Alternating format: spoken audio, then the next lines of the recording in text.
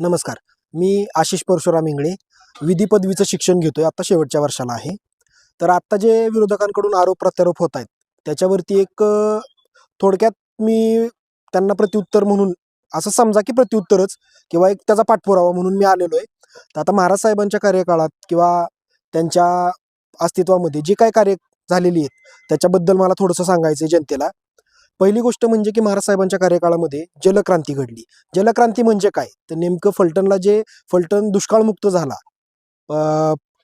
टँकरमुक्त फलटण झाला, त्याच्या मागे कारणीभूत फक्त आणि फक्त महाराज साहेब आहेत. फलटणला पाण्याची सोय त्यांनाच केलेली आहे. त्यानंतर जलक्रांती झाल्यानंतर त्या पाण्यावरती फलटणमध्ये जी क्रांती झाली ती पुढची झाली हरित क्रांती, जे की फलटणमध्ये वेगवेगळ्या प्रकारचे 4 कारखाने आपले उभे राहिले, ज्या माध्यमातून फलटणमध्ये पाणी आलं आणि पाण्यानंतर ऊस उत्पादन वाढलं. हरित क्रांती झाली, ज्या ऊस आणि चाऱ्याचा मुबलक प्रमाणात पुरवठा फलटणमध्ये होऊ लागला. त्यानंतर फलटणमध्ये धवल क्रांतीचं प्रमाण वाढलं. धवल क्रांती म्हणजेच की दुग्ध उत्पादनावरती लोकांनी भर दिला, ज्यानुसार फलटणमध्ये गोविंद म्हणू शकतो आपण. परत आता कुठे कंपनीची एक होती डेअरी पण ती बंद झालेली आहे. परत हेरिटेज आहे. तर अशा प्रकारच्या ज्या डेअरीज आहेत तिथं आपल्या अनेक शेतकऱ्यांना, शेतकरी बांधवांना तिथं त्यांच्यासोबत जाता आलं आणि धवल क्रांतीमध्ये सहभागी होता आलं.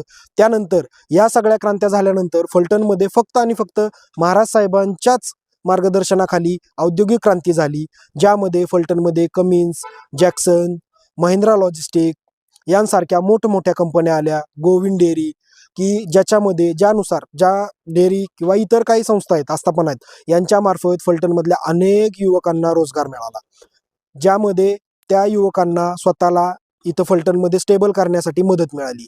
आणि महत्त्वाचा मुद्दा, फलटणच्या सगळ्या सुखसुविधांमध्ये आपण जे बघतो त्यामध्ये आरोग्य व्यवस्था जर कोणी आणली असेल, चांगली सुधारली असेल, तर ती फक्त आणि फक्त राजे गटामार्फत.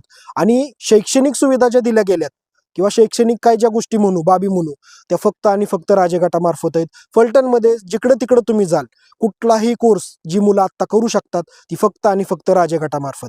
उद्या फलटणचा विकास हा फक्त आणि फक्त राजेगट करू शकतं, कारण दूरदृष्टी ही फक्त सुसंस्कारी व ज्ञानी पुरुषाकडे असते, ज्ञानी लोकांकडे असते. ज्ञानी लोक कोण आहेत ते आता फलटणनं सगळ्या बघितलेलं आहे, ज्यामध्ये त्यांनी फलटणच्या वेगवेगळ्या क्रांतीसाठी योगदान दिलेलं आहे आणि फलटणला मोठं करण्यासाठी प्रयत्न केलाय. फलटणचा उद्धार फक्त राजेगट करू शकतो, रामराजे साहेब करू शकतात. तर आपण सर्वांनी त्यांच्या मागे उभं राहणं हे आपलं काम आहे. धन्यवाद.